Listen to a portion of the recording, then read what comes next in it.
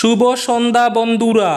আজ হলো ২৬ আগস্ট, ৯ ভাদ্র, মঙ্গলবার। আজকের সন্ধ্যার বিশেষ বিশেষ খবরগুলি হলো: দেশের কোটি কোটি জিও গ্রাহকদের মধ্যে হঠাৎ হাহাকার, হঠাৎ করে সম্পূর্ণ কেটে যাচ্ছে নেট, কাজ করছে না জিও 5G, বিকল হয়ে পড়েছে জিও 5G পরিষেবা, গ্রাহকদের মধ্যে হাহাকার পরিস্থিতি।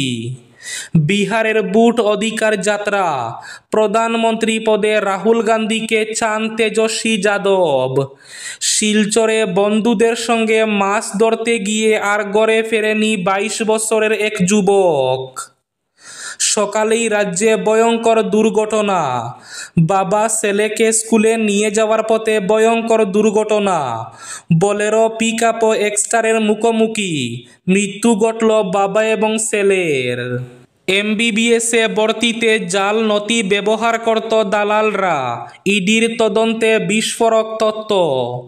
এ বছরেই শিলচরে উড়াল সেতুর কাজের শিলান্যাস, চিত্তরঞ্জন থেকে হবে ফ্লাইওভারের কাজ, বললেন মন্ত্রী কৌশিক রায়। শিলচরে গভীর রাতে ডিজে বাজিয়ে হই হুল্লোড়, পুলিশে নালিশ করায় বাড়িতে হামলা। সম্পত্তির জন্য মাকে ঘরে আটকে রেখে ছোট ভাইকে খুন করল বড় ভাই, তীব্র চাঞ্চল্য। পুরো NRC প্রক্রিয়ায় টুপি সিস্টেমে করা হয়েছে, প্রতীক হাজেলা রাজ্যবাসীকে টুপি পরিয়েছেন। NRC ব্যবস্থাকে শুদ্ধ ব্যবস্থা করব আমি, বললেন মুখ্যমন্ত্রী হিমন্ত বিশ্ব শর্মা। এবং শেষ খবরটি, কাটিগড়া শিয়ালটেকে আজ থেকে ফের গবাদি পশুর সাপ্তাহিক বাজার শুরু। তাহলে বিস্তারিত খবরে যাওয়ার আগে অবশ্যই ভিডিওটিতে একটি লাইক করে চ্যানেলটি সাবস্ক্রাইব করে পাশের বেল আইকনটি বাজিয়ে রাখবেন এবং ফেসবুক পেজটি ফলো করে ভিডিওটি অবশ্যই শেয়ার করবেন, যাতে সঠিক তথ্যগুলো সবার কাছে পৌঁছাতে পারে। এবার শুনুন আজকের খবরগুলির বিস্তারিত। প্রথম খবর, বিহারের বুট অধিকার যাত্রা, প্রধানমন্ত্রী পদে রাহুল গান্ধীকে চান তেজস্বী যাদব। বিহারের বুট অধিকার যাত্রা থেকে আরজেডি নেতা তেজস্বী যাদব জনতার কাছে আর্জি জানিয়েছেন, আমাদের মহাজোটকে সরকারে আনুন, আমরা রাহুল গান্ধীকে প্রধানমন্ত্রী করব। এরপরেই তার এই মন্তব্য জাতীয় রাজনীতিতে বিতর্কের জন্ম দিয়েছে, কারণ এবারই প্রথম কংগ্রেস বাদে ইন্ডিয়া জোটের কোনো দলনেতা সরাসরি রাহুলকে প্রধানমন্ত্রী পদপ্রার্থী হিসাবে সমর্থন করেছেন। স্বাভাবিকভাবে তেজস্বীর এই ঘোষণাকে কেন্দ্র করে রাজনৈতিক মহলে চর্চা তুঙ্গে। এতদিন পর্যন্ত শুধুমাত্র কংগ্রেসই রাহুল গান্ধীকে প্রধানমন্ত্রীর মুখ হিসাবে তুলে ধরেছে। রাজনৈতিক বিশ্লেষকদের মতে তেজস্বীর এই বার্তায় শুধু বিহারে নয়, জাতীয় রাজনীতিতেও নতুন করে আলোচনা শুরু হয়েছে। সকালেই রাজ্যে ভয়ঙ্কর দুর্ঘটনা ঘটল। দুর্ঘটনায় প্রাণ হারালেন বাবা এবং ছেলে। মর্মান্তিক দুর্ঘটনা সংঘটিত হয়েছে ডিব্রুগড়ের মরানে। জানা যায়, বাবা ছেলেকে স্কুলে নিয়ে যাওয়ার পথে দুর্ঘটনার শিকার হন। মরানের খটখাটিতে ৪ লেনের রাস্তা নির্মাণাধীন রানওয়েতে একটি বোলেরো পিকআপ এবং একটি হুন্ডাই এক্সটারের মুখোমুখি সংঘর্ষে এই দুর্ঘটনা ঘটে। আজ মঙ্গলবার সকালে এই ভয়ঙ্কর দুর্ঘটনাটি ঘটেছে। নিহতরা হলেন খগেন বড়ুয়া এবং তার ছেলে যুগল কিশোর বড়ুয়া। সংঘর্ষ এত শক্তিশালী ছিল, এক্সটার পুরোপুরি দুমড়ে মুচড়ে যায় এবং বোলেরো পিকআপ সড়কের মাঝে উল্টে যায়।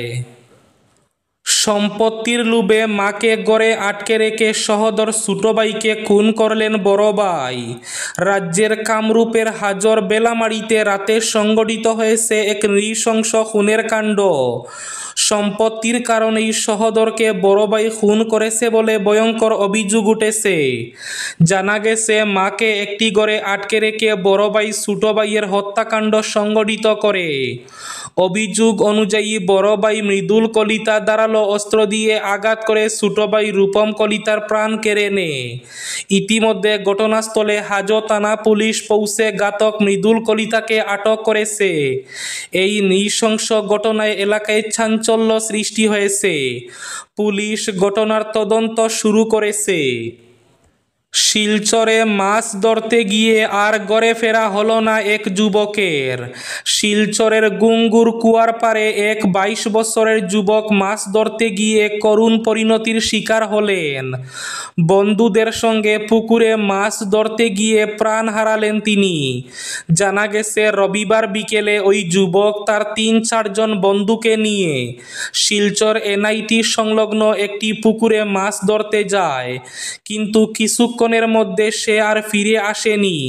পরে স্থানীয়রা খবর পেয়ে পুকুর থেকে তাকে উদ্ধার করে শিলচর মেডিকেল কলেজ ও হাসপাতালে নিয়ে যায়। সেখানে কর্তব্যরত চিকিৎসকরা তাকে মৃত বলে ঘোষণা করেন। শিলচরে গভীর রাতে ডিজে বাজিয়ে হই হুল্লোড়, পুলিশে নালিশ করায় বাড়িতে হামলা। পুরো আওয়াজ দিয়ে গভীর রাতে ডিজে বাজিয়ে চলছিল নাচের আসর। এ নিয়ে পুলিশে নালিশ জানানোর জেরে হামলা চালানো হলো এক ব্যক্তির বাড়িতে। শিলচর রামনগর মহানামব্রত সরণির বাসিন্দা রাধেশ্যাম সাহু নামে ওই ব্যক্তি এ নিয়ে নালিশ জানিয়েছেন সিনিয়র পুলিশ সুপারের কাছে।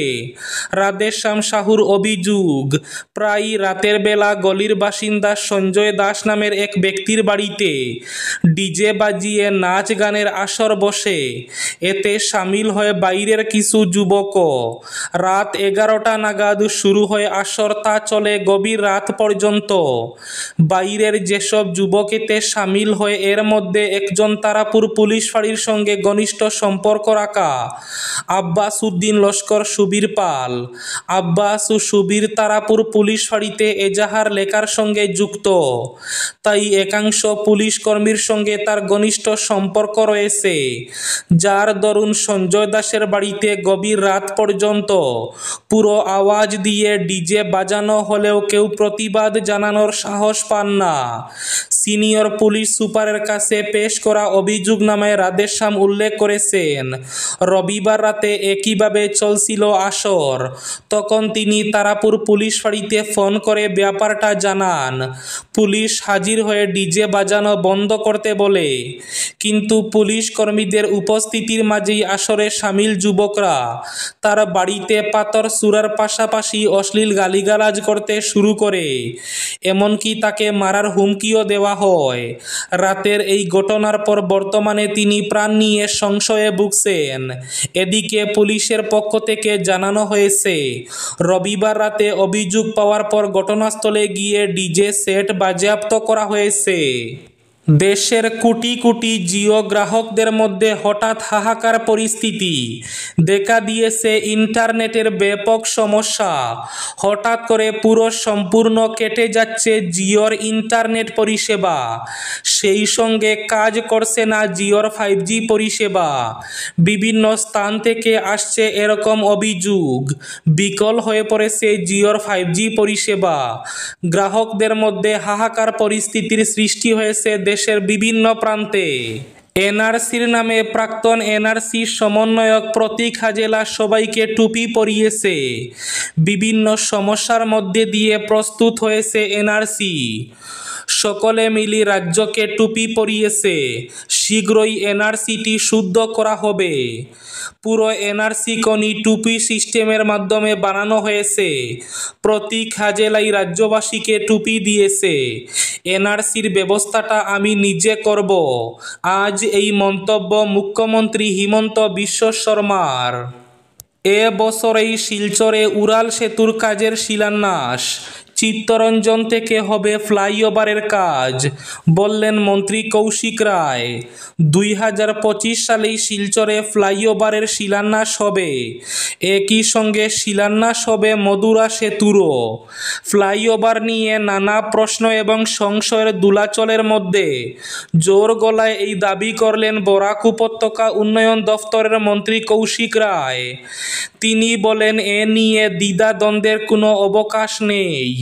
দুর্গোৎসবের পরে ঠিক পরে শিলচরে আসছেন মুখ্যমন্ত্রী হিমন্ত বিশ্ব শর্মা। তিনি এই ফ্লাইওভারের প্রক্রিয়াগত কাজকর্মের প্রতি মুহূর্তের খোঁজ রাখছেন। তার হাতেই হবে এই বিশাল কাজের সূচনা। শিলচরে দুটি ফ্লাইওভার তৈরি হওয়ার সিদ্ধান্ত আগেই চূড়ান্ত হয়েছে। রামনগর থেকে ইন্ডিয়া ক্লাব হয়ে ক্যাপিটাল পর্যন্ত একটি, অন্যটি ক্যাপিটাল থেকে সেন্ট্রাল রোড হয়ে চিত্তরঞ্জন মূর্তি পর্যন্ত। কোন দিক থেকে আগে কাজ ধরা হবে সে ব্যাপারেও চিন্তাভাবনা নিয়ে সেরেছেন তারা। কৌশিক রায় জানান, চিত্তরঞ্জনের দিক থেকে কাজ শুরু হবে। কাটিগড়া শিয়ালটেকে আজ থেকে ফের গবাদি পশুর সাপ্তাহিক বাজার। গ্রামাঞ্চলের গরিব মেহনতি মানুষ, বিশেষ করে কৃষক সমাজের গৃহপালিত গবাদি পশু ক্রয় বিক্রয়ের উপর জীবন জীবিকা রক্ষার মূল উৎস। কিন্তু ক্রয় বিক্রয়ের স্থান বা বাজার নেই বললেই চলে। মান্দাতার আমল থেকে শিয়ালটেকে গবাদি পশু, বিশেষ করে ছাগল ও হাঁস মুরগির সাপ্তাহিক বাজার বসত। কিন্তু অজ্ঞাত কারণে গবাদি পশুর ক্রয় বিক্রয়ের বাজার বন্ধ হয়ে যাওয়ায় কৃষক ও দিনমজুররা মহা বিপাকে পড়েন।